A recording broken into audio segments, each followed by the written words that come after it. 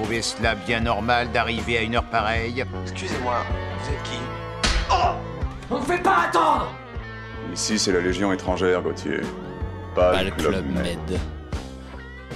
Et oui, nouveauté. Maintenant, on a le jingle en live. Enfin.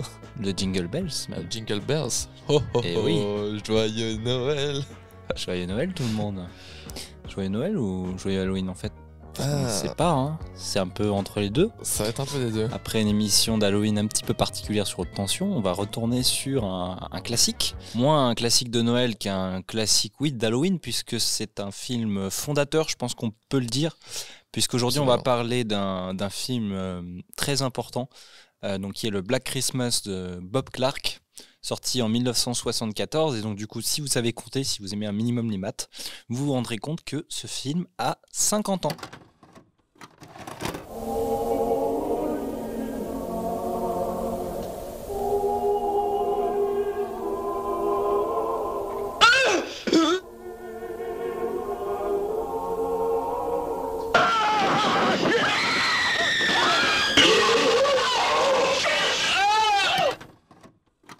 Donc joyeux Noël, joyeux anniversaire. Joyeux Halloween. Joyeux Halloween. Et d'ailleurs, c'est vrai que c'est drôle parce que le film était plutôt sorti proche d'Halloween en réalité, plus que proche de Noël, puisqu'il est sorti, je crois, le 11 octobre 1974. Donc c'est vrai que c'est une date qui nous fait plus penser à la date de naissance de nos parents que à des films d'horreur quand même sérieux, ou en tout cas on peut vraiment ressentir de la peur et de l'angoisse. Et pourtant c'est ce que ce film nous procure parfois. C'est aussi un film qui procure du suspense, des questionnements, des rires aussi. C'est vraiment un film qui est très riche malgré sa courte durée. Encore que ça, pour le coup, je pense qu'on débattra un peu sur ce point, mais c'est avec Black Christmas, c'est un monument d'un réalisateur, je crois, canadien, donc Bob Clark, oui. Il est canadien, parce que le film est canadien, ça j'en suis sûr, avec un casting quand même en partie canadien également, mais c'est vrai que c'est un réalisateur qui, nous, en Europe, nous a pas marqué pour beaucoup d'autres films que Black Christmas. Sauf éventuellement moi en ce qui me concerne, j'ai vu le film qui l'avait précédé, qui est Le Mort-Vivant. C'est un film quand même assez intéressant et qui, comme Black Christmas justement, utilise certains codes de l'horreur pour faire passer des messages vraiment en accord avec son temps, voire même légèrement avant-gardiste. Oui, je pense même que même Le Mort-Vivant est légèrement avant-gardiste, puisqu'il traite des thématiques de la guerre du Vietnam et du choc post-traumatique, donc 1973, hein, c'est-à-dire que la guerre du Vietnam se termine en 74, donc en réalité on est déjà avant-gardiste. Mais là on va surtout parler de Black Christmas. Alors déjà, le Black Christmas premier du nom, j'allais dire le chef-d'œuvre, peut-être pas chef-d'œuvre. On n'est pas loin peut-être. On est, je dirais que c'est un cran en dessous. Une œuvre fondatrice. Œuvre fondatrice sans aucun doute. Je dirais qu'on est peut-être un cran en dessous d'un Massacre à la tronçonneuse par exemple, ou d'un Psychose. Oui, je pense aussi. Mais c'est pas loin. Franchement, c'est vrai, on est vraiment sur un très bon film qu'il faut quand même voir avec le contexte. C'est-à-dire que je parlais de Massacre à la tronçonneuse. Pour moi, Massacre à la tronçonneuse, c'est un film hors contexte. N'importe qui peut l'aimer. Bon, après, moi je dis ça, mais la première fois que je l'avais vu, j'avais pas aimé. Mais bref, Massacre à la tronçonneuse, c'est un chef-d'œuvre intemporel, vraiment exceptionnel. Là, Black Christmas, c'est vrai qu'il faut quand même se conditionner un tout petit peu parce que c'est un film très spécial. Comme on l'a dit, qui est assez, qui est assez polyvalent. Mais oui, je pense qu'on peut le dire. Et qui est à l'aube d'une nouvelle génération de films, mais qui intervient aussi après justement des premiers films précurseurs. Absolument. Mais qui ont posé certains codes. C'est-à-dire que c'est une sorte de transition entre deux périodes. Parce que le film fondateur du slasher, on va y venir, parce que Black Christmas, c'est aussi un slasher. Je dis aussi parce que c'est pas un slasher pur jus. C'est un peu spécial. Jus, mais on est plus proche du giallo, mais on y reviendra juste après. Il installe les codes du slasher. Et le vrai film fondateur du slasher, alors il y en a qui diraient que c'est Massacre à tronçonneuse, mais on est plus dans le survival.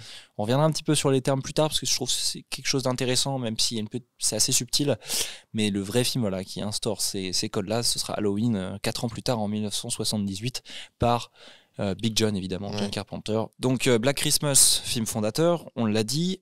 c'est un film qui a eu une grosse notoriété, qui a acquis son petit statut culte, petit parce que c'est quand même pas non plus le film le plus populaire des slashers. Notoriété suffisante pour avoir le droit en 2006, comme énormément de classiques de l'horreur un petit peu plus connus, comme Les Griffes de la Nuit, Vendredi 13, Halloween, Massacre à tronçonneuse, avec certains remakes vraiment pas très heureux et d'autres un petit peu plus, comme Massacre à tronçonneuse ou Halloween, qui sont plutôt bons.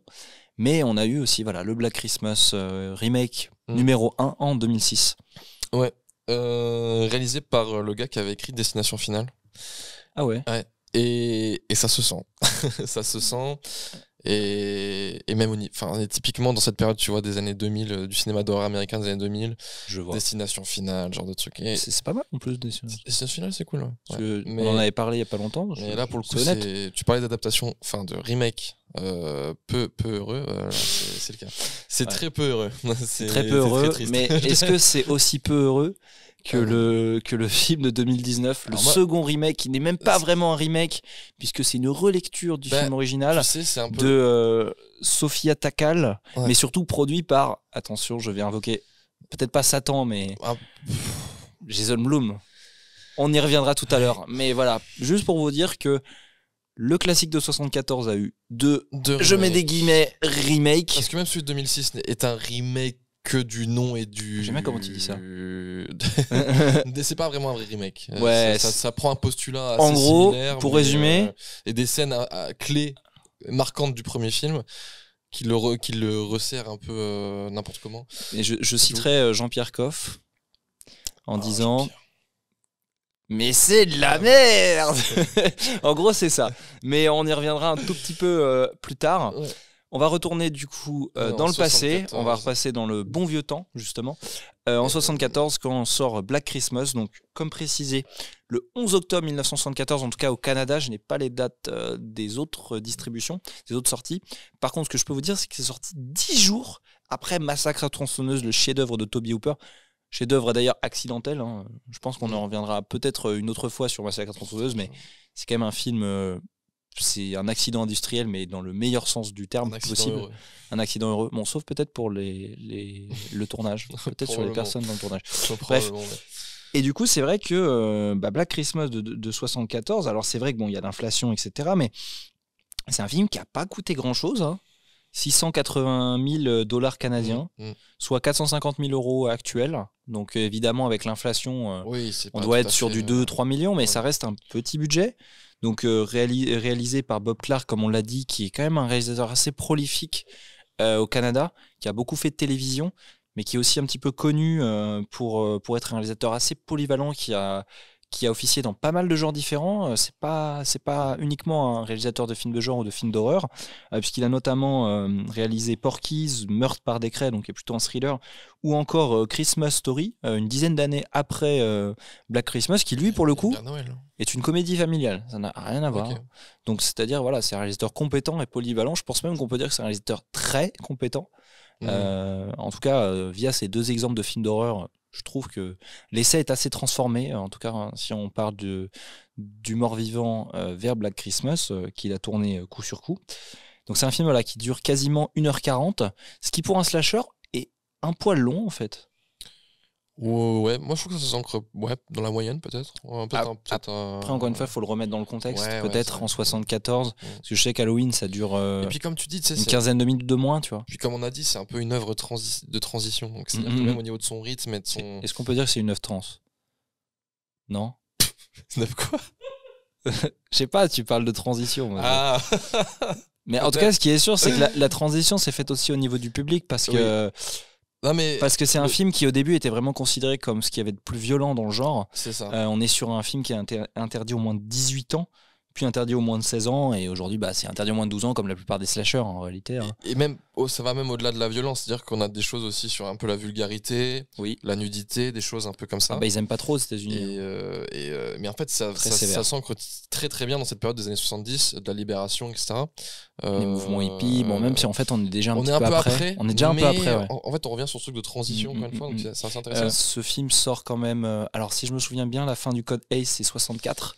C'est un truc comme ça. Ça doit entouré de ça. Donc on est quand même une dizaine d'années après.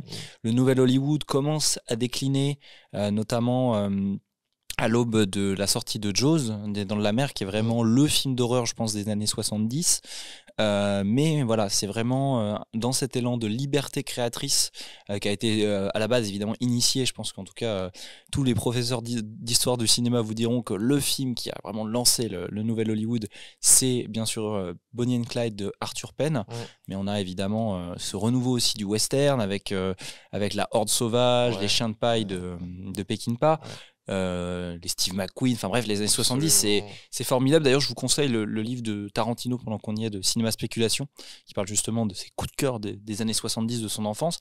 Et c'est vrai que Black Christmas, il est un peu dur à placer, parce que c'est vrai qu'en termes de vulgarité et de violence, on est là-dedans, encore qu'il y a une petite subtilité en termes de violence qui le sort un petit peu de cette case, mais en même temps on a aussi en Europe la nouvelle vague qui s'est plus ou moins terminée, mais surtout on a alors je ne connais pas le nom de la mouvance, mais en tout cas on a ce nouveau cinéma d'horreur italien qui brille notamment déjà dans les années 70 avec les Gialli, d'ailleurs ça se dit Gialli au pluriel, de Mario Bava, mais surtout l'essor d'un nouvel auteur qui est Dario Argento dans les années 70 quoi. Moi c'est vrai que là du coup j'ai des musiques de Goblin qui me reviennent en tête là, avec les Romero. Bah oui, mais bien sûr, on est après La Nuit des Morts Vivants, chef-d'œuvre de Romero, un petit peu avant Zombie. Enfin c'est vraiment. C'est ce qui est intéressant avec ce film, c'est que c'est une émulsion un peu de tout ça quoi. C'est vrai qu'il a à ce croisement des mondes, des courants cinématographiques de l'horreur. Et qu'il hérite un peu de tout ça. Moi, il y a un meurtre qui fait très très Gialli. Avec la licorne, je sais pas si tu te souviens. Mais bien sûr. C'est du pur. Génial ce meurtre. En plus, quand on sait qui est la victime aussi. C'est un peu drôle. En plus. Mais justement, on va pouvoir faire une petite transition vers le casting. Parce que ça a beau être un. Très beau casting.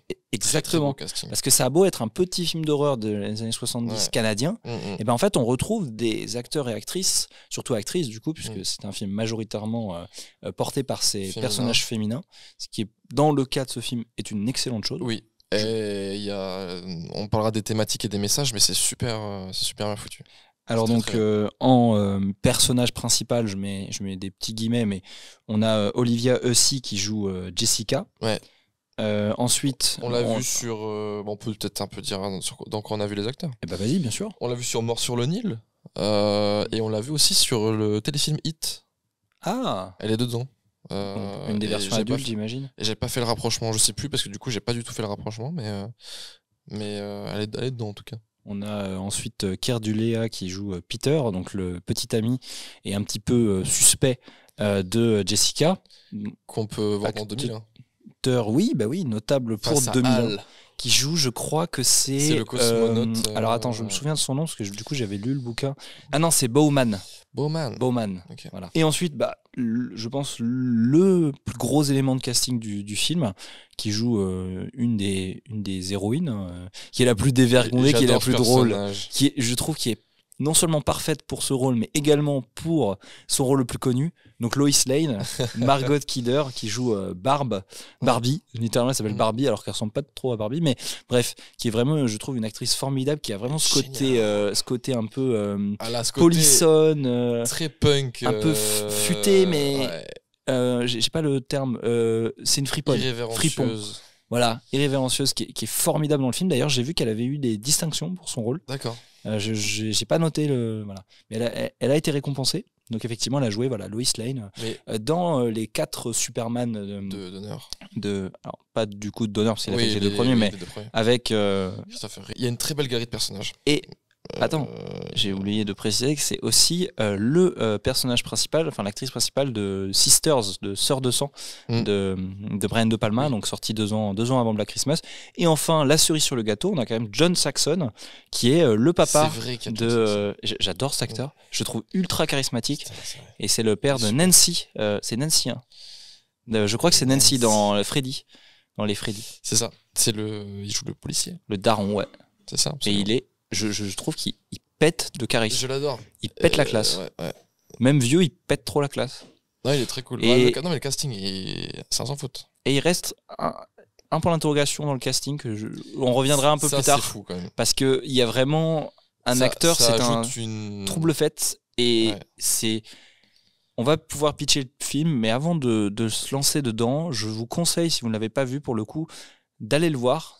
Encore une fois, c'est assez facile à trouver, c'est sur Shadows, c'est pas trop long, ça dure 1h30, et c'est un film qui a une idée de scénario dans un slasher qui c'est un peu étrange, mais parce que c'est l'un des tout premiers slashers de l'histoire, mais c'est aussi un slasher qui utilise un code qui provient du coup des Gialli à la base, principalement, et des films d'enquête, mais qui n'a jamais été réutilisé de cette façon dans les slashers ou dans aucun film de ce genre, et qui le manie à la perfection. C'est parfait. Autant dire qu'il n'y a pas ça dans les remakes. Hein. Oui, moi le remake de 2006 le fait sauter dès le début. Moi dans le 2019, je sais pas, j'ai pas vu la fin, mais... Il le fait vraiment sauter en quelques minutes. Je suis persuadé qu'il n'y a pas cette subtilité. Non. Mais bon bref, petit pitch. On a assassiné une petite fille de 13 ans. La fille de M. Harrison a disparu. Et maintenant, les jeunes filles qui vivent dans la même pension qu'elle ont reçu des coups de téléphone obscènes. Le film s'ouvre sur un très beau plan de maison déjà. Oui, c'est une très belle maison. Et on découvre une galerie de personnages féminins qui sont toutes réunies. Elles sont pas mal. C'est le réveillon de Noël du coup. Ouais, si je dis pas de conneries. ça. Elles sont toutes réunies et mystérieusement, l'une d'entre elles va disparaître de manière inquiétante.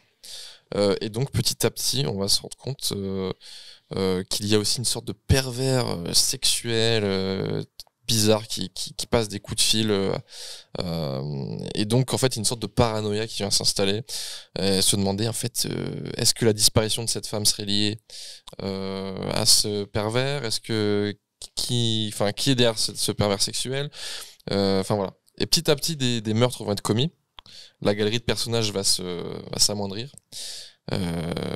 au courant du film en fait, et tout simplement c'est un peu tout ce que je peux dire en fait. Je sais pas trop comment décrire le film parce que il y a des choses qu'il faut découvrir, je pense.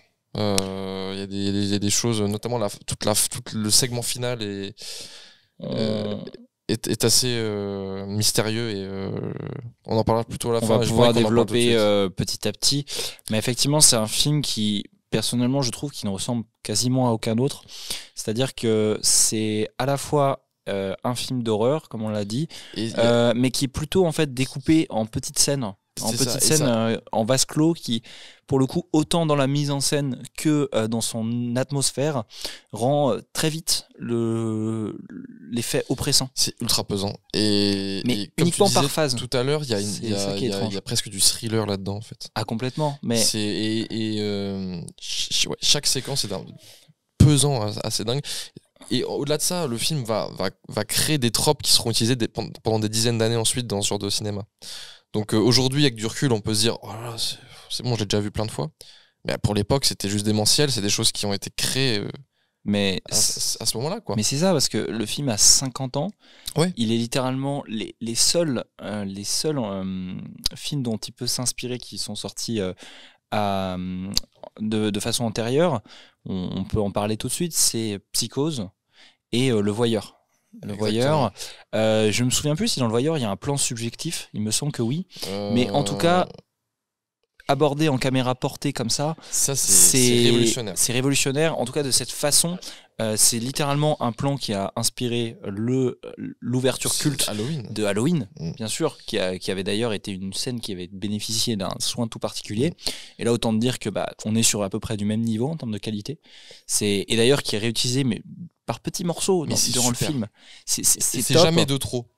C'est toujours très très bien utilisé et amené. Le film est d'une subtilité, il arrive vraiment il marche sur des œufs et en termes de suspense, je pense qu'on peut le dire, c'est aussi un film à suspense. C'est pour ça que j'ai cité Psychose, parce que c'est un film qui arrive en même temps à ménager sa liste de victimes, parce qu'on ne sait pas forcément à quel moment les meurtres vont intervenir, ni qui va mourir. On a déjà je pense qu'on peut le dire, on a ce trope de Final Girl qui n'est pas vraiment prévisible, qui est dur à avoir, et c'est parce que le rythme du film est un petit peu étrange, il faut l'avouer. Oui. Alors, moi, ça ne m'a pas déplu, mais je suis conscient. Pour moi, c'est un des points faibles du film quand même. Il faut vraiment se souvenir que le film a 50 ans et que le genre du slasher n'est pas défini à ce moment-là. Et donc c'est pour ça que c'est un film qui essaye toujours il se cherche. C'est un film qui se cherche, mais il y a bien un domaine dans lequel il ne se cherche pas, c'est l'horreur, c'est la mise en scène de ces meurtres.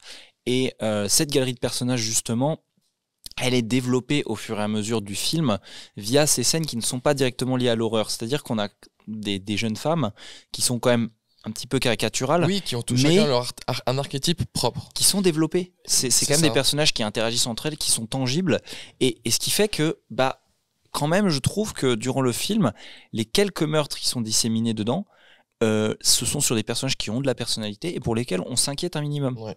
C'est pas des morceaux de viande qui sont tués. Et d'ailleurs le film aussi se permet, malgré le fait qu'il y ait un casting principalement féminin, de tuer aussi des hommes. Il y en a peu, mais il y a pas de distinction, tu vois, à ce niveau-là. Et c'est vrai que il faut se dire que voilà, le film ne s'interdit rien, c'est-à-dire que je sais plus si tu l'as précisé, mais l'environnement du film, c'est une sororité, principalement peuplée de jeunes filles qui sont quand même un petit peu dévergondées, tu vois, elles font une fête, qui ont envie de vivre, qui ont envie de boire de l'alcool, qui ont envie de coucher avec des mecs, mais il y a rien de particulièrement extravagant dans leur comportement, à part peut-être pour celle de Barbie, mais on va l'appeler ou la vieille alcoolo. Ou la vieille alcoolo, mais ça c'est encore autre chose. Mais justement, et ce qui est intéressant, c'est que c'est un film qui ose aborder justement cette transition post 68, mais non, post-mouvement hippie, où tu as justement le personnage, alors je crois que c'est le père de Claire, donc Claire qui est la première victime du film. Qui vient disparaître dès le début. Ouais, dans une scène assez très triste en fait, qui est cultissime d'ailleurs. Je pense que vous avez forcément vu déjà cette image de la pauvre Claire enfermée dans le sac étouffée dans un sac en plastique. C'est assez glaçant, je trouve vraiment que cette image et l'image revient beaucoup marquante dans le film. C'est ça qui est marquant, c'est que l'image revient tout au long du film. Ouais, complètement. Et en fait, elle est présentée comme une sainte nitouche. C'est un peu la seule qui d'ailleurs, c'est assez drôle, puisque c'est la première victime, et c'est celle qui ne touche ni à l'alcool ni au sexe. Elle a un petit copain, mais c'est un peu mignon. Et sauf que ce qui est assez drôle, c'est que du coup, le père de Claire, qui a une importance assez minime, mais qui est quand même présent au cours du film, lui, pour le coup, est présenté comme un traditionnaliste qui ne valide pas du tout ces élans progressistes de la génération hippie. Ils ne sont pas présentés comme des hippies, mais c'est plus pour globaliser le contexte.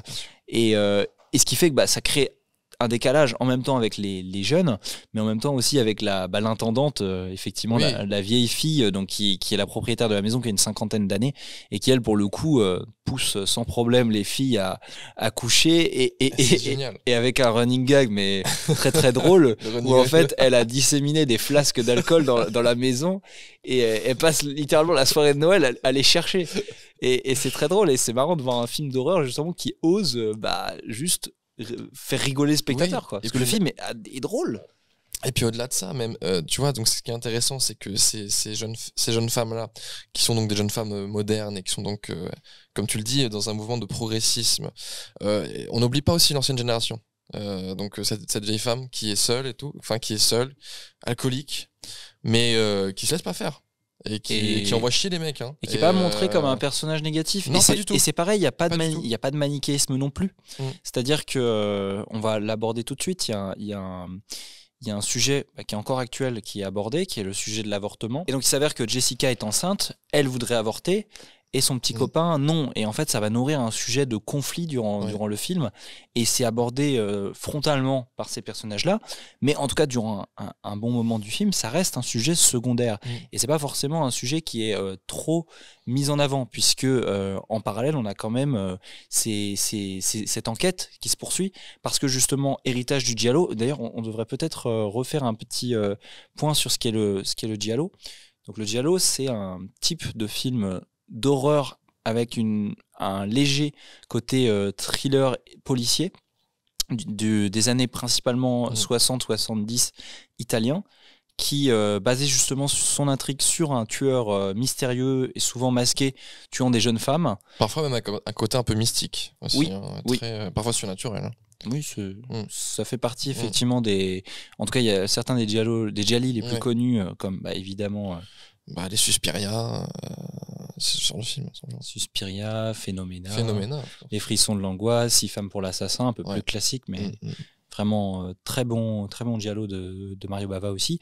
Et c'est vrai que l'une des particularités aussi de ces films, c'est qu'il y a quand même un côté enquête, mais il y a aussi une mise en scène très spectaculaire et assez suivie des meurtres. C'est ça. Avec il y a un sens du spectacle dans les mises à mort. Et une photographie aussi, une très belle photographie, qui est assez sensible justement aux jeux de couleurs, qui sont souvent au symbolisme aussi, notamment animalier chez Dario Argento. Et c'est clair que Bob Clark s'est inspiré des gialli pour son Black Christmas, et ce qui fait que le film alterne entre meurtre et enquête, et c'est pour ça que le rythme du coup en vient un petit peu à être haché, et c'est vrai que quand on a cette inspiration en tête, on comprend mieux pourquoi le film est découpé comme ça. C'est-à-dire que je vais revenir un petit peu vite fait sur les événements du film, mais au bout de 5 minutes on apprend qu'il y a un tueur, au bout d'une dizaine de minutes Claire est tuée, et ensuite il faut attendre plus de 30 minutes, je crois que j'ai compté, il y a 35 minutes pour avoir le deuxième meurtre. Mais pourquoi ? Parce que justement, alors ce qui peut être, je trouve, un peu ennuyeux du côté spectateur, moi c'est ce que j'ai ressenti un peu, parce que justement je me serais habitué. Alors je précise juste que c'est la deuxième fois que je le vois, le film. Mais c'est vrai qu'on pourrait s'habituer à ce que les meurtres arrivent un tout petit peu plus tard, une mise en contexte un peu plus balèze, et ensuite que les meurtres s'enchaînent. C'est pas exactement ça. Ouais, je crois que c'est ce que j'ai apprécié. Le fait qu'effectivement tu sens que c'est pas du slasher pur jus comme on peut en avoir ensuite. Non. Et qu'il y a ce côté, sûr. Tu vois, où balbutiement.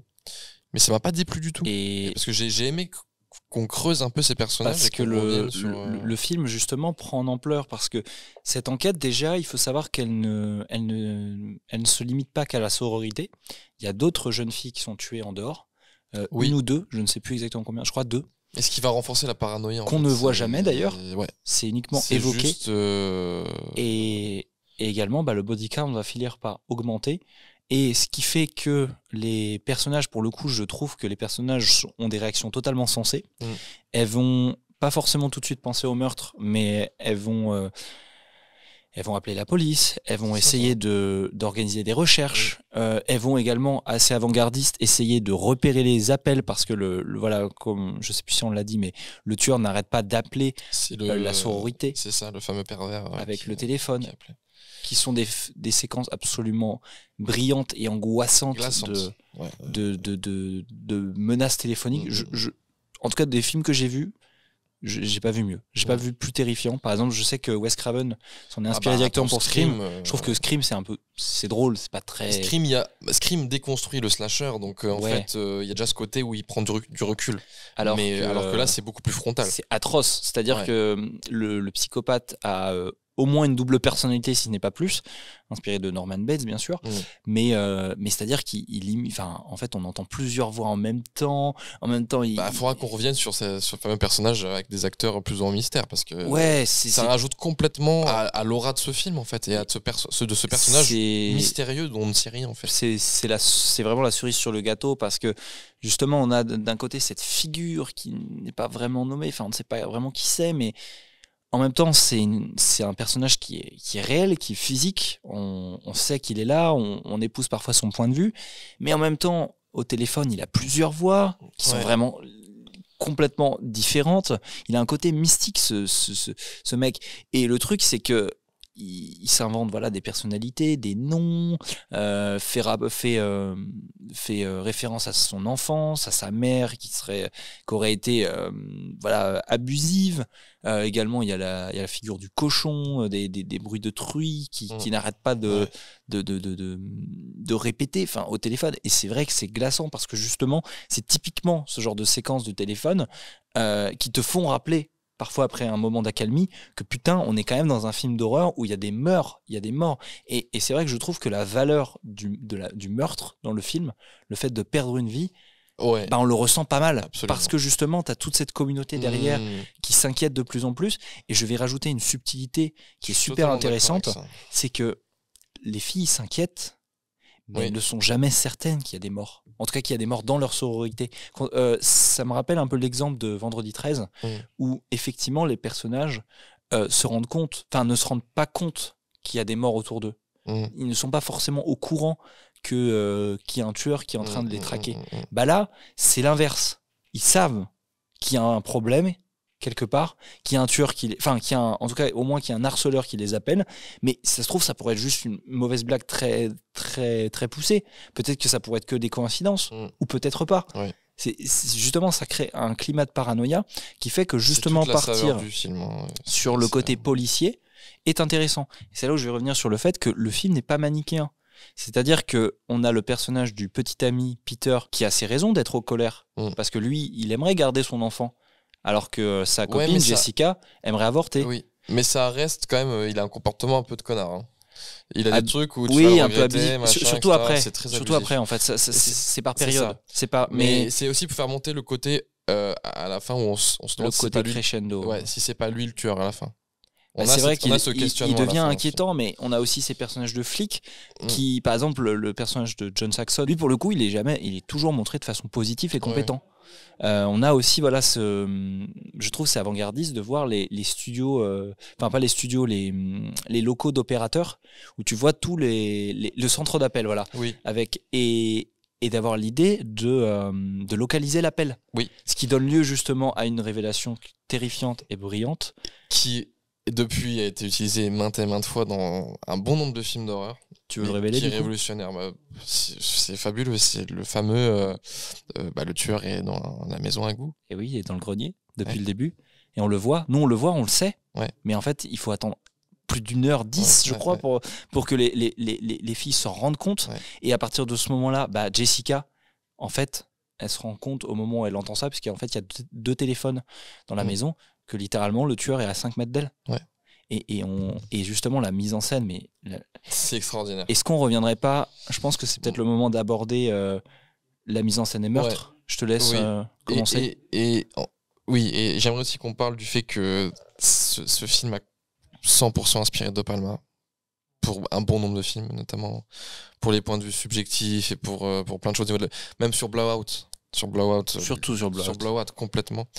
Et la mise en scène. Les bruitages aussi. Oui. Mais la mise en scène est d'une richesse folle.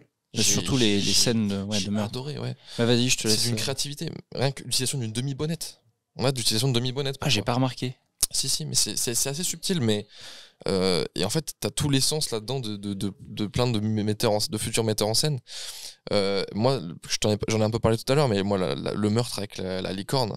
Fantastique. C'est un découpage. Le découpage, il est parfait. Fantastique entre la chorale d'enfants de cœur dehors, le sourire de Jessica qui est devant cette chorale alors que son amie est en train de se faire tuer, alors qu'elle était en train de décuver bourrée dans son lit, et ne serait-ce que la décoration de la chambre avec toutes ces figures en cristal aussi, parce que le personnage dit j'ai vu quelqu'un dans la chambre avec moi. Sauf que le personnage va venir la rassurer, il dit mais non, tu t'es juste complètement arraché, repose-toi. Sauf que ce doute s'avère vrai, et nous on le sait que ce doute que c'est vrai, quoi. Et donc il y a toute cette montée en crescendo, comme tu dis, avec les chants des enfants, le personnage de Jessica en bas qui ne se doute de rien, qui sourit, qui est heureuse d'écouter les enfants chanter, ça lui apporte un peu de joie avec tout ce qui se passe. Le personnage qui se fait du coup assassiner, mais la mise en scène est parfaite. T'as de la peine pour elle. Oui, et puis le reveal du tueur juste avec l'œil. En fait, le tueur est dans l'ombre. C'est littéralement d'ailleurs le plan que l'œil. On le voit le plus, le tueur. On voit un petit peu ses cheveux aussi. Et c'est ce plan qui m'a amené le doute vis-à-vis du tueur, en me disant putain, mais le tueur, en fait, c'est le petit ami. On y reviendra un tout petit peu après. En fait, tu vois, il y a plein de théories. En fait, la scène est tellement riche que t'as plein de choses qui se bousculent dans le cerveau. Il y a de la peur, il y a de l'incompréhension, il y a tu dis putain, en fait, c'est ce mec, c'est sûr. Et en fait, tu vois, c'est-à-dire que Bob Clark arrive à chaque meurtre à te mettre dans il arrive à mettre en spectateur dans un sas de tension. C'est-à-dire que vraiment, déjà, le fait d'avoir un décor confiné Tout de suite, évidemment, tous les meurtres se déroulent dans un décor confiné de toute façon. Oui. Et donc en fait, c'est ultra oppressant. C'est très oppressant. Il n'y a pas forcément besoin d'une musique forte pour ça, mais juste d'un point de vue en fait, d'un point de vue du tueur, du point de vue aussi de la victime, où souvent effectivement on a une information en plus par rapport à elle, d'aussi cette mise en valeur de l'objet qui va permettre de tuer, qui n'est jamais le même d'ailleurs. Oui. C'est-à-dire que voilà, ça montre aussi le côté insaisissable du tueur. Ouais, il y a le sac en plastique, ça, en fait, c'est dans le remake. Ils utilisent que ça dans le remake. Ah bon? Non, quasiment. Ouais. C'est de la merde. Beaucoup. Ça devient un trope. Mais on va peut-être pas en révéler plus que que ça sur les meurtres, mais en tout cas, ce qui est sûr, c'est que même 50 ans après, ces meurtres restent extrêmement impressionnants, brutaux, alors que, j'ai oublié de préciser un truc, ils sont tous hors champ. On ne voit pas les morts directs, mais certains en fait, c'est pas grave. Même, tu sais, un peu la psychose. Ouais, la vieille femme un peu alcoolique avec le crochet. Ouais. Tu vois le crochet arriver sur elle, mais tu vois pas le. Non, mais en fait, c'est encore pire. C'est encore pire. Tu vois les jambes et le bruit et tu vois son corps, parce qu'elle est quand même balèze, hein. Elle va faire 100 bons kilos, tu vois. Tu vois ce corps se soulever, tu sais, comme ça devenir un mannequin. Enfin, vraiment, cette scène, elle est glaçante. Vraiment, et en plus de ça, attends, un peu à la Mortal Kombat, c'est-à-dire que après, il fait des corps de ses victimes des trophées. Il les dissémine dans la maison. Mais ce qui est là aussi intéressant, bon, là, ça me fait quand même dire qu'à un moment, les flics sont quand même un peu cons de jamais être montés en haut. Oui, non, ça par contre, c'est un vrai problème. C'est un peu con, mais en fait, il arrive toujours à planquer les corps de sorte à ce que finalement les filles ne tombent pas dessus, c'est-à-dire que parfois il tue des filles dans les chambres, mais il les déplace dans la trappe avec la fameuse dans la trappe, bien sûr. C'est vrai que ça les keufs, bon, ils ont un peu ou même dans les chambres d'ailleurs, il y en a aussi dans les chambres. Et Jessica se tombe sur les meurtres, mais vraiment à la fin, ce qui a du sens d'un point de vue de Jessica, ça a du sens. Et c'est vrai que en tout cas ça crée un musée des horreurs, un petit peu d'ailleurs ce que fait Carpenter aussi dans Halloween, hein. Lorsque Michael, d'ailleurs on se demande pourquoi il fait ça, mais qu'il range les corps dans un placard. mais ouais, vraiment, Black Christmas, c'est un film qui est maîtrisé. J'ai juste envie de le revoir là. On va pouvoir justement revenir sur la figure du tueur, parce que l'originalité du film, c'est que on a une voix, on a vaguement une silhouette. En fait, le film a des couilles parce qu'il se permet parfois de le montrer de façon frontale, ou en tout cas de mettre en scène des plans où normalement on le verrait, mais en fait on ne devine que des éléments de ce personnage, et pourtant à aucun moment on ne le verra complètement. Et le film, alors moi j'avoue que je l'avais pas du tout vu comme ça. Pour moi c'était clair que le tueur était un personnage extérieur qui n'a rien à voir avec les personnes, surtout qu'en plus c'est précisé à plusieurs moments que justement Peter, le petit copain de Jessica, était disculpé, parce que c'est pas possible. Après, c'est pas impossible qu'il s'est mis à tuer ensuite, en fait, mais ça me paraît très bizarre. Le truc, c'est qu'on sait pas quel meurtre pourrait être attribué à qui, en fait. C'est ça qui est bizarre avec le film. C'est-à-dire sait pas s'il y a qu'un tueur, si c'est plusieurs affaires qui se rejoignent. Moi, je vais te donner mon avis. Hein. Pour moi, l'enquête dans le film ne sert juste qu'à... Enfin, non, elle est super importante, mais à inquiéter de plus en plus les personnages, de se rendre compte que cette tuerie, parce que c'est une tuerie, est de plus en plus sérieuse et fait en sorte que cette communauté s'en inquiète, parce qu'encore une fois, ce film est d'une crédibilité, je trouve, assez rare dans les slashers, qui n'existent quasiment pas.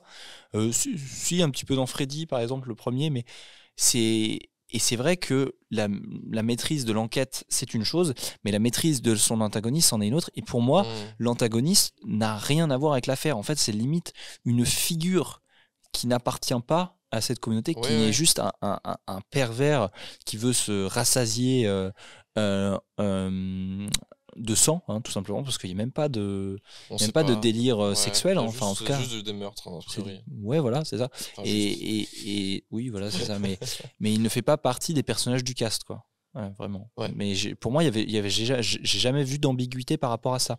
Mais par contre, c'est vrai que c'est un personnage qu'on ne voit jamais, qui n'est jamais défini clairement. Et ça, je trouve ça brillant. Jusqu'au dernier moment, tu te demandes, est-ce qu'on va le voir ? Est-ce que c'est quelqu'un qu'on a déjà vu ou pas ? Mais il y a toujours ce doute. C'est un film qui va jusqu'au bout de son concept. Et la fin va au bout de ça. Hein. Je te laisse en parler. C'est fou. À la fin, du coup, on apprend que le tueur est dans la même maison que Jessica. Et quand la police arrive, Jessica est retrouvée avec son ex-petit ami, du coup. Comment il s'appelait? Non, son petit C'était ami. son petit ami, ouais. Ils étaient en conflit, mais voilà. Qui lui est mort, mais pas elle. Alors oui, parce que du coup, il y a eu c'est parce qu'il s'avance vers elle de façon un peu menaçante, mais il n'a pas d'arme ni rien, c'est elle qui a une arme dans les mains. Et il y a la lumière se coupe, et lorsque les flics arrivent, on pense d'ailleurs au début, moi je pensais au début que les deux étaient morts. Moi aussi. Mais c'est parce qu'on voit pas en fait, on voit pas de plaie visible sur elle, tu vois. Mais le fait est que non, il n'y a que Peter qui est tué. Et pour moi, c'est elle qui le tue C'est ça le truc, c'est qu'on ne sait pas. Mais c'est vrai que c'est ça qui est intéressant, parce que... En fait, il y a 3 trucs possibles. Soit, donc, ça le discute plus ou moins, mais soit donc c'était effectivement ce mec-là le tueur, ce qui est peu probable, hein, mais ce qui est une fin possible. Non, pour moi c'est impossible. Soit donc c'est le tueur qui a tué Peter. Ouais, et qui a essayé de tuer mais pareil, Jessica, c'est quasi impossible. Voilà. Ou soit c'est effectivement Jessica qui en ayant pris peur ou quoi. Moi, je me suis pas posé la question. En légitime défense, on sait Pour pas. moi, c'est la légitime défense. Peut-être que lui. Et d'ailleurs, tu vois, le film en fait, c'est pour ça. Ce qui est intéressant, c'est que le film, il rejoint plein d'intrigues qui sont disséminées, se rejoignent toutes, elles se croisent, elles se démêlent. C'est-à-dire qu'on sait pas si Jessica, elle le tue parce que c'est de la légitime défense, parce que lui, elle est peut-être la tuer. Je pense que c'est ça, personnellement. Voilà. Ou enfin tu vois, en fait on sait pas. Mais c'est de la paranoïa. C'est ça. Et en fait on la comprend. Et c'est génial parce que même fait, si tous les accès de paranoïa qui sont légitimes, hein, parce qu'attention, Jessica c'est totalement paranoïa, la paranoïa qui s'installe est totalement légitime. Parce que son mec devient de plus en plus bizarre aussi. Il est un peu bizarre, violent, etc. Pour moi, c'est pour ça que l'un des points forts du film, c'est ça aussi. Il explose son piano aussi. Voilà, non, mais en fait, on voit que c'est un mec violent, quoi. C'est un gars capable de violence. En tout cas, la situation fait que voilà. Parce que c'est quand même chaud. Lui aussi, il traverse quand même une. Oui, bien sûr. Bien sûr, mais ce qu'elle vit aussi, elle, c'est terrible. Ah, mais bien sûr, mais c'est le cas de tout le monde. Tous les personnages, ils morphent, même les flics. Ça fait pas plaisir aux flics, je pense. Mais je trouve que ça accentue encore plus le côté féministe du film, et qui est ultra intéressant et assez avant-gardiste aussi, parce qu'on le dit, il y a 50 ans quand même, et rien que le fait aussi que une des scènes du début du film ce soit le pervers qui appelle et que Margot Kidder du coup l'envoie chier en mode va te faire foutre, t'es gros porc. La vulgarité est géniale. Mais c'est génial parce que tu vois, là où dans beaucoup de films on serait en mode la jeune femme sans défense qui dirait mais laissez-moi tranquille ou quoi, lui non elle s'en bat les couilles. Parce que ça correspond pas à son archétype. Il y a des personnages qui effectivement sont beaucoup plus fragiles dans le film. Mais je veux dire, c'est pas elle. Mais des personnages sont bien définis. Oui. Et je veux dire qu'on n'a pas que l'archétype du personnage de la jeune fille en détresse. Et moi c'est ce que j'ai beaucoup apprécié. Le personnage. Donc moi de ce que j'ai compris, le personnage du tueur c'est Billy. On est d'accord là-dessus ? On sait pas si c'est son vrai nom. Mais en tout cas, le personnage parle de. Voilà, il se fait appeler Billy. Lui-même s'appelle Billy. Quand il prend la personnalité de sa mère, sa mère l'appelle Billy. Voilà. C'est ça. Donc dans le casting, on a Leslie Carlson qui est censé incarner donc Bill Graham. Bill Graham, voilà, donc qui est ce personnage-là. Sauf que Leslie Carlson, en fait, on en a parlé indirectement il y a pas longtemps dans un podcast. Puisqu'en fait, c'est un des rôles secondaires dans la scène de l'accouchement dans La Mouche. Voilà. Donc en fait, c'est un acteur assez régulier de David Cronenberg, et on sait à quoi il ressemble. Vous pouvez vérifier sur Internet, on sait à quoi il ressemble. Sauf que les rares passages où on voit le tueur, on voit en tout cas des morceaux de son apparence, il ressemble pas du tout à ça, il ressemble beaucoup plus à Peter. Sauf que on a vu ensemble. Non seulement nous, on est quasi sûr que ça peut pas être Peter le tueur, mais en plus de ça, les personnages eux-mêmes le pensent que c'est pas lui, parce qu'ils le disculpent par moment. Sauf que du coup, on peut se dire, il y a la voix. Alors, la voix, c'est qui ? Et ben en fait, la voix, mais ça, faut aller dans les anecdotes, faut vraiment aller chercher un petit peu pour se rendre compte qu'en fait, c'est Bob Clark et Nick Mancuso qui ont fait les voix. Donc c'est pour ça aussi que on a l'impression d'entendre plusieurs voix en même temps, parce que c'est littéralement 2 personnes différentes qui ont fait les voix. Mais du coup, ça devient encore un peu plus bizarre que ce soit littéralement le réalisateur qui soit l'acteur du... Et donc ce qui fait que ce personnage, dans un sens, n'existe pas. Et il ça, est même pas... Enfin, il est incarné, mais il n'a pas d'incarnation propre. En fait, tu vois, c'est un peu comme Michael Myers dans Halloween. Enfin, je pense qu'aujourd'hui, c'est assez connu que Michael Myers a été incarné par plusieurs. C'est rare que dans un seul Halloween, il soit incarné par un seul acteur. Il y a souvent la silhouette démasquée, la silhouette qui marche. Enfin bref, il y a des. Mais ça reste assez il y a différent des pour doublures. Halloween. C'est différent, mais Parce en que fait, c'est quand même The Shape, c'est quand même une forme. voilà, The Shape. Tu vois. Mais là, c'est encore Là, c'est pas plus pareil parce que t'as la voix, t'as les parties du corps. Tu vois, c'est pas pareil. Et donc en fait, on sait pas. On sait pas. Moi, je suis convaincu que pour la scène avec la licorne, ce soit vraiment. Ouais, peut-être, qu'on ait vraiment Keir Dullea, qui le joue. Même si du coup, effectivement, c'est peut-être pas son personnage. Mais c'est pas. Mais je pense qu'il a quand même le réalisateur. Ça qui est super intéressant avec Bob Clark, c'est qu'il savait exactement où emmener son tueur. C'est-à-dire qu'il s'est dit, je vais faire la voix. Il y a un autre gars qui va faire la voix avec moi. On va prendre plein de gens pour faire des bouts de partie de son corps, dont à un moment Keir Dullea. Parce qu'on veut mettre encore plus le doute dans l'esprit du spectateur. Donc on va prendre cet acteur pour jouer encore autre chose. Tu vois, c'est ce qui est fou avec ce film. Et le nombre de fois aussi, on voit simplement le tueur en plan subjectif. Oui, aussi. Avec juste des mains. Ouais. C'est tout. Donc je pense qu'en tout cas, on peut recommander Black Christmas sans doute. Je pense que d'ailleurs, ça peut même être un film à voir pour se lancer dans le slasher et pour continuer justement sur des films un peu plus récents. Peut-être dans un sens aussi plus spectaculaire. Mais plus maîtrisé que Black Christmas, il y en a. En vrai, je trouve qu'il n'y en a pas beaucoup. Film plus maîtrisé que Black Christmas. Pour moi, c'est une vraie référence. Je pense que pour beaucoup de gens dans la communauté de l'horreur, c'est une référence de toute façon. C'est vrai que c'est assez étonnant de se dire que ce film soit aussi bon et aussi maîtrisé. Mais ce qui n'est pas du tout le cas de ces remakes. Je te laisse commencer sur le remake de 2006. Ouais, bah. En réalité, j'ai très peu de choses à en dire. J'avais déjà dit que c'est réalisé par le gars derrière Destination Finale, donc non, scénarisé. Le film est pas bon, pas du tout même. Heureusement, il y a Mary-Elizabeth Winstead quand même dans le film, donc ça fait un peu plaisir de la voir. Je crois que c'est un de ses premiers rôles. Hein. Je pense aussi. Je suis pas sûr qu'elle ait fait. Donc 4-5 ans avant Scott Pilgrim. Donc ça fait plaisir de la voir. De quoi? C'est aussi une des actrices principales du remake de The Thing, enfin plutôt du préquel. Donc ça, c'est peut-être le seul truc positif de ce film. Ça en fait un au moins. Je sais pas où va le film. Je sais pas ce qu'il veut raconter. En fait, le tueur, c'est un enfant. On dirait qu'il est trop sorti des Simpsons. Il est tout vert, tout jaune vert. On dirait un Simpson.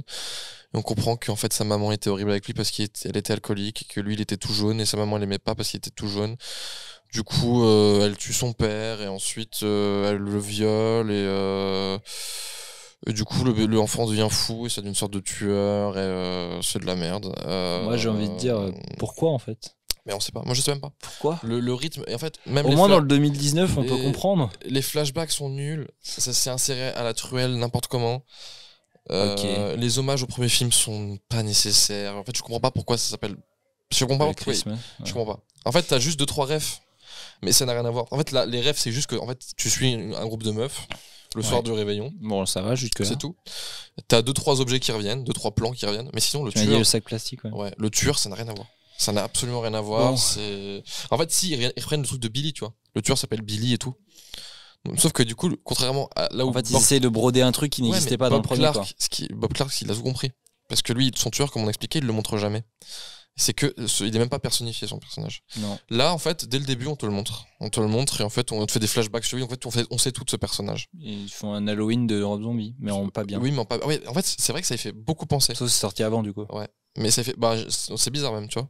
Mais sauf que c'est nul à chier. Moi, je suis déjà pas très très fan du film de Rob Zombie. Moi, je l'aime beaucoup. Mais au moins la première heure déjà. Mais là, c'est vraiment ni fait ni à faire. En tout cas, c'est bien écrit, quoi. Oui, en vrai, c'est plutôt bien. Oui. Mais là, c'est ni fait ni à faire. En tout cas, je le conseille à personne. Bon, alors. Tout le monde s'en fout, je pense. Et je pense que tout le monde s'en fout. Mais il y a un autre film dont tout le monde se fout. C'est le Black Christmas de 2019 qui était vraiment un non-événement. Oui, Elena. Elle s'enchaînait les vodkas tout à l'heure, mais ça avait l'air d'aller. Cheese. La laisser rentrer seule, c'était pas une bonne idée. Elle va bien. Allez, éclate-toi.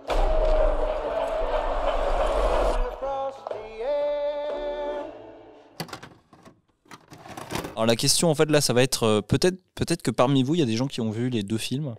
Vous nous direz quel est le pire entre les deux.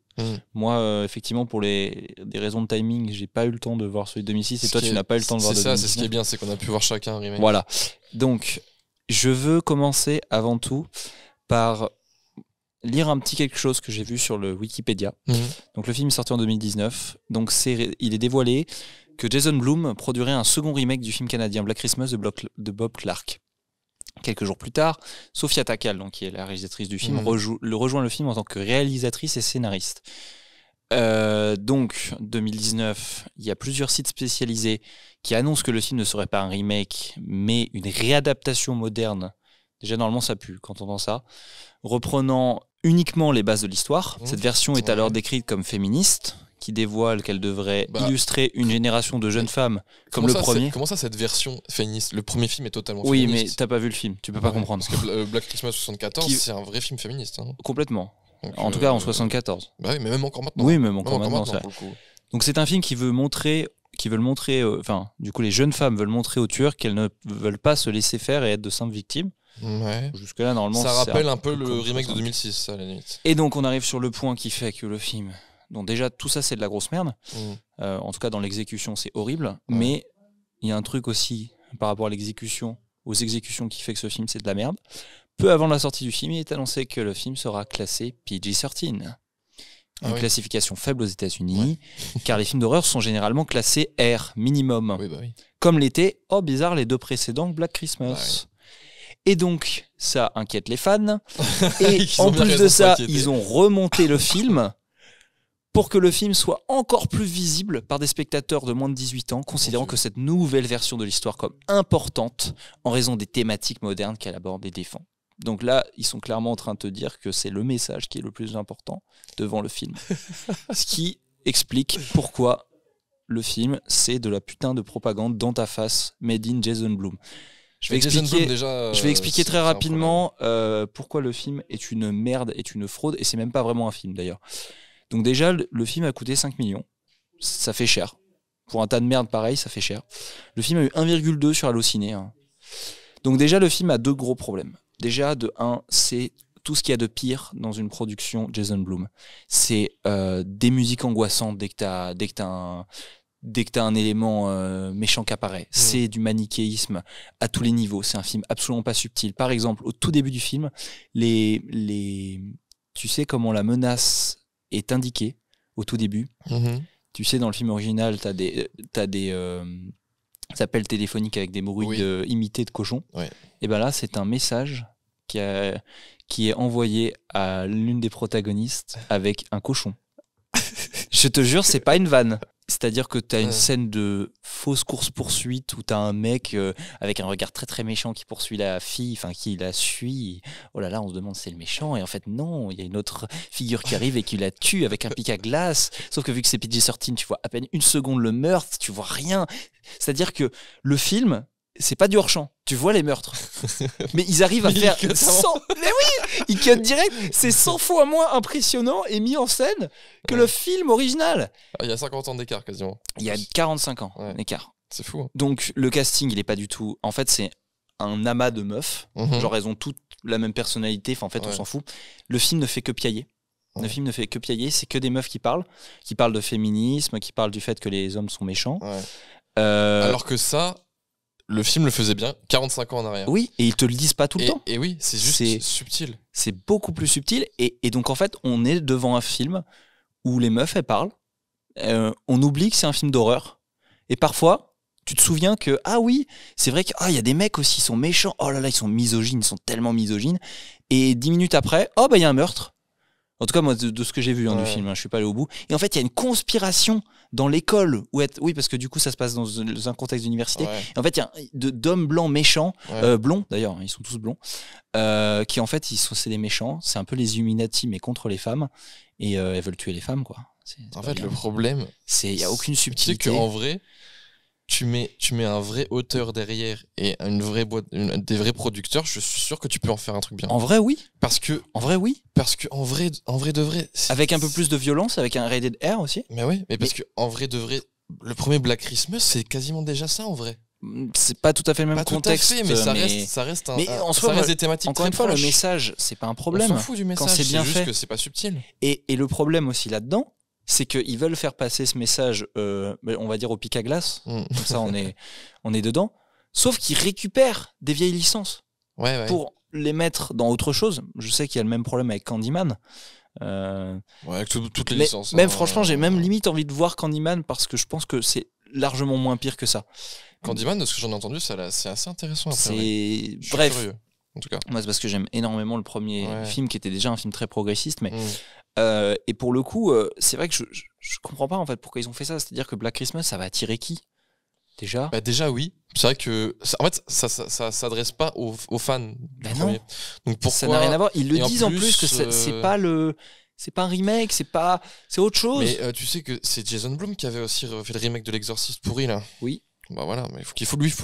Et après ils ont fait un préquel. Du coup, d'autres producteurs se sont inspirés du succès tout relatif de l'Exorciste Damnation, je sais plus comment il s'appelle.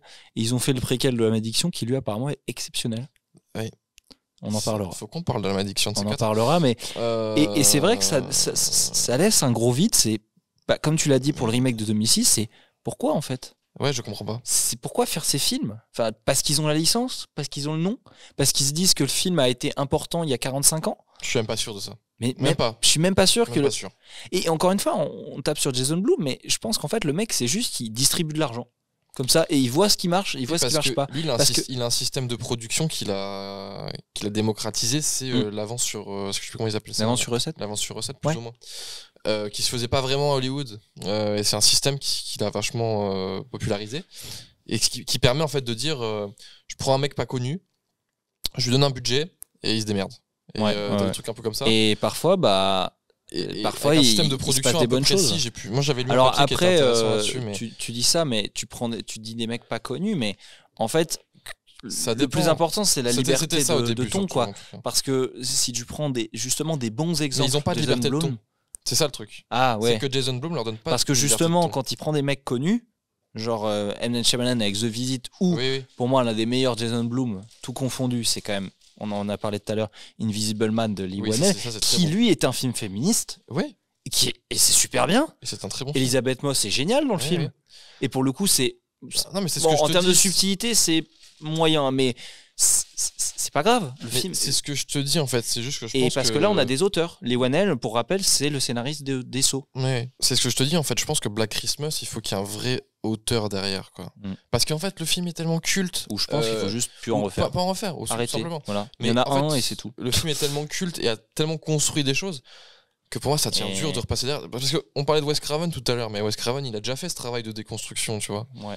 C'est des auteurs un peu comme ça qu'il aurait fallu, mais bon, je sais pas si c'est intéressant. Et maintenant, on en voit ce qu'ils en ont fait. Crime 5, Crime 6, Crime 7. Ouais, non, c'est chaud. Hein. C'est horrible. C'est chaud même pour les Halloween. En fait, c'est ça, toutes les licences d'horreur sont essorées jusqu'à la mort. Et c'est vrai qu'on parle souvent, justement, je sais qu'on avait abordé au système sur La Mouche, mais l'Elevated Horror. Oui. Mais le fait est que on peut leur reprocher des choses. Moi, c'est vrai que j'aime pas trop ce terme-là, mais on peut leur reprocher des choses, mais ils innovent. Putain, je sais pas, Hérédité, Babadook, même ne serait-ce que le remake de Nosferatu, c'est intéressant. C'est intéressant parce que remake, c'est des vrais auteurs. Sur du remake là. Oui. Donc ça va être intéressant de comparer parce que Herzog l'avait déjà remake de son côté. Donc à voir ce qu'on fait Eggers, mais au moins je suis curieux parce que c'est un vrai auteur derrière. C'est des créatifs, c'est des auteurs comme tu dis. En fait, je suis même plus énervé. Enfin, j'étais très énervé quand j'ai vu le film, même si dans le fond je m'en balèque. Mais c'est juste, je suis exaspéré. Genre, je comprends pas. Moi, de mon côté, c'est plus de l'indifférence. Pour le coup. Ouais. En fait, j'en viens indifférent. En fait, c'est chiant. Parce que ça devient tellement cynique. C'est chiant. Que pour moi, c'est comme pourquoi faire Five Nights at Freddy's. Pourquoi? C'est une merde. En plus, le pire, c'est que il y a déjà une adaptation officieuse qui apparemment est un peu mieux avec Nicolas Cage. Je l'ai vu, celui-là. C'est sympa, vite fait. Ça va. C'est pas ouf. Bah, il a aucune ligne de dialogue. Bah, je sais. Je crois que c'était dans le contrat. Ça, c'est drôle. Je veux pas parler. Faudrait qu'on fasse un Nick Cage un jour. Mais non, mais voilà, on en arrive à un point où en fait les films sont des coquilles vides. Tout à l'heure, on avait abordé en off, je crois, les Halloween de David Gordon Green. Autant le premier, c'est plutôt un hommage sympa avec des meurtres vraiment impressionnants et un mini retour aux sources avec Jamie Curtis qui, pour le coup, je trouve, elle pète la classe dans celui-là. Mais les suites, pourquoi en fait? Pourquoi en vouloir en faire absolument une trilogie? Alors que le premier film, en soi, il se tient assez bien. Moi, je me souviens que la fin du film, je ne l'ai pas revu depuis la sortie au cinéma, mais la fin du film, quand on entend la respiration de Michael Myers, un peu comme la fin de Black Christmas, finalement. Tu vois vraiment les dernières secondes. Ouais. Et là, je trouve que c'est marquant. C'est bien. Faut finir là. Mais le problème, c'est que les sagas aujourd'hui, je sens qu'on dérape un peu. Mais ils ont annoncé une série Halloween. Hein, ils veulent plus s'arrêter. Ils ont censé. Ils veulent plus s'arrêter. Non, ça s'arrêtera jamais. C'est comme Massacre à tronçonneuse de 2003. Il est bien. Je l'ai pas vu. Moi, je le trouve bien. Honnêtement, je le trouve bien. Je pense que c'est le meilleur film de Marcus Nispel. Mais ils en font un préquel. Ça marche pas. Pourquoi vous arrêtez pas, les gars ? Ça me dérange pas de faire des suites ou des remakes, tout ce que vous voulez, tant que le film est intéressant et qu'il apporte quelque chose. Mais après, encore une fois, bon, dans un sens, c'est vrai que je préfère quand t'as un film qui tente des choses qui ratent plutôt que de venir. Oui, c'est bien plus agréable. Évidemment. C'est bien plus agréable. Et par contre, ce que je supporte pas du tout, c'est quand tu veux faire des suites, des remakes, etc. sur un film et on est en mode ah non mais vous inquiétez pas, ce sera pas du tout comme l'original. Bah non, aujourd'hui on est en 2024. Bah non, on est quand même des garants de la bonne vertu, des bonnes morales. On va faire quelque chose de différent. Bah non, avant c'était. Surtout que c'est ultra cynique de la part d'Hollywood. C'est horrible. Alors qu'Hollywood c'est les premiers vraiment. Bah bien sûr. C'est vraiment je veux dire les mecs c'était un terrier de lapin de. On va pas glisser, mais tu vois très bien où on veut en venir. On peut peut-être faire une petite recommandation. Je sais pas si t'as un truc sous le coude. Moi, j'avais un truc. Bah déjà, alors oui. Moi, je peux vous conseiller déjà Le Mort-Vivant de Bob Clark. Je crois qu'il est encore sur Shadow. Je sais pas en fait. Je l'ai vu il y a un petit moment parce que justement c'est un film avant-gardiste effectivement sur le, comme je le disais tout à l'heure sur le. Je veux pas vous faire de pitch, je vous irai vérifier, mais en gros c'est un peu avant-gardiste sur le choc post-traumatique suite à une guerre ou à n'importe quel trauma, donc ça c'est plutôt intéressant. Après voilà des films d'horreur de Noël, il y en a quelques-uns de sympas. Bah, je vois que t'as ta petite casquette Gremlins qui est vraiment très jolie, mais t'as aussi t'as aussi bien sûr Silent Night, Deadly Night qui est quand même un petit film culte. Il y a aussi le remake Silent Night avec un des designs les plus cauchemardesques de Père Noël tueur qui existe. Je te montrerai l'image. Et non, bah moi j'ai pas de grosses recos. Ça va, c'est des petites recos sympas. Voilà, des petites recos petites. Ouais, c'est cool. Moi, j'ai envie de parler d'un film de Richard Fletcher. Oh. Parce qu'on adore Richard Fletcher. Ah, j'aime bien, moi. Et bon, Richard Fletcher, pour les gens qui ne le connaissent pas, c'est un très très. Enfin, pour moi, c'est un des réalisateurs hollywoodiens, peut-être un des plus sous-cotés de tous les temps. J'allais dire un des plus prolifiques, mais. Prolifique et sous-coté. Ultra prolifique, mais il a fait de très bonnes choses. Il a fait Soleil Vert, 20 milieux sous les mers, les avec Vikings. Kirk Douglas, les Vikings. Il a fait aussi un des films préférés de Tarantino, je crois. Mr. Majestic. Et il a fait aussi. L'aventure intérieure aussi. Conan. Le Destructeur. Conan 2, ouais. Le 2. Ouais. Mais bref, c'est un mec. Non. Dommage. Mais c'est un mec qui a touché vraiment à tout, quoi. Ouais. Et c'est fabuleux. Et il a fait un film, du coup, avec Richard Attenborough, qui est John Hammond de Jurassic Park, ainsi que John Hurt. Donc très beau casting déjà. Alien. Et en fait, voilà, Alien notamment. Et c'est basé sur une histoire vraie. C'est quoi le nom du film ? Ah oui, tu peux parler du nom du film. L'étrangleur de la place Rillington. Okay. L'étrangleur de. Ouais, dans l'horreur encore là. Et en fait, ça se base sur des faits réels. Et en fait, c'était un gars qui étranglait des femmes.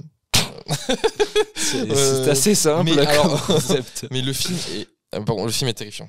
C'est un des films les plus terrifiants que j'ai eu de ma vie. Ah ouais ? Glaçant, absolument glaçant. Richard Attenborough, il est fabuleux en tueur, en méchant, horrible. Franchement. Attends, John Hammond en tueur. Regarde la gueule qu'il a. Regarde la gueule qu'il a.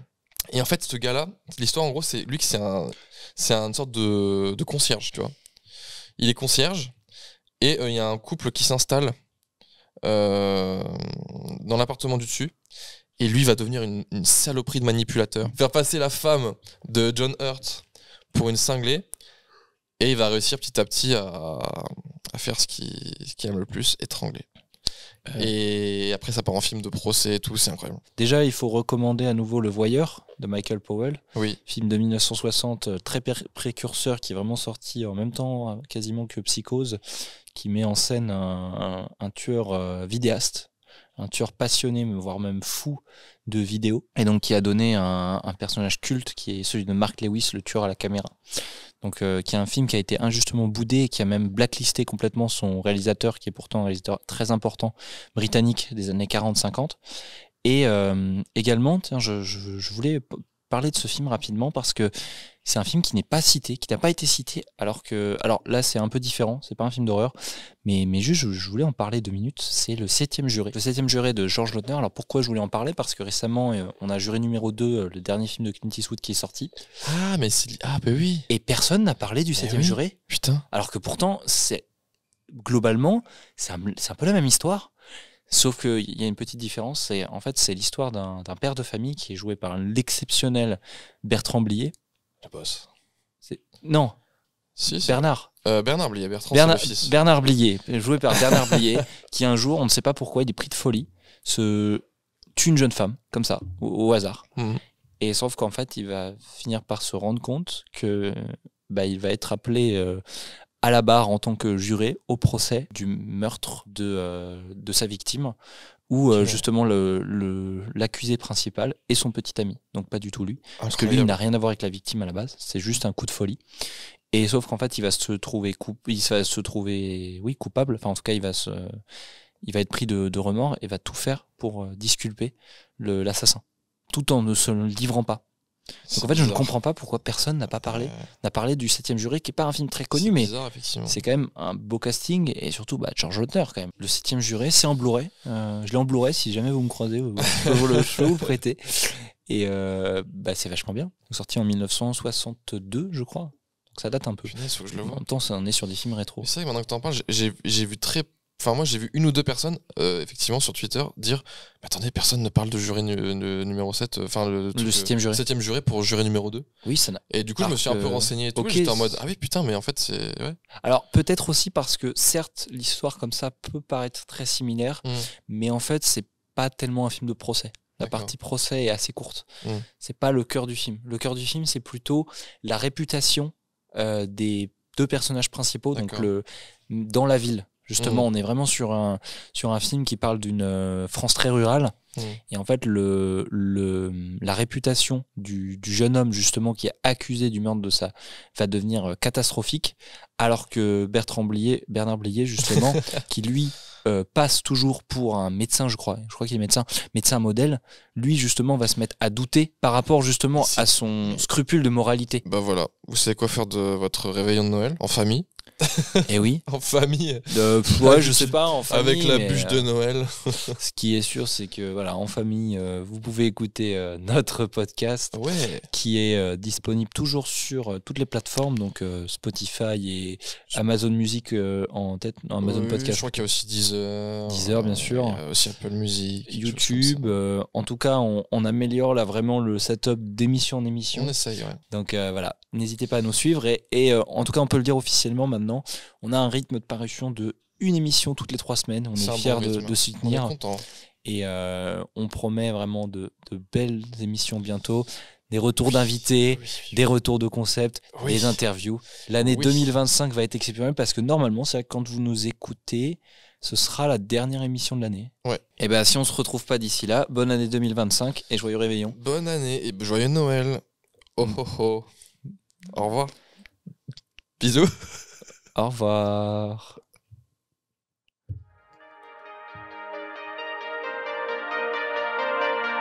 C'est la musique des adieux. On se dit au revoir et à l'année prochaine.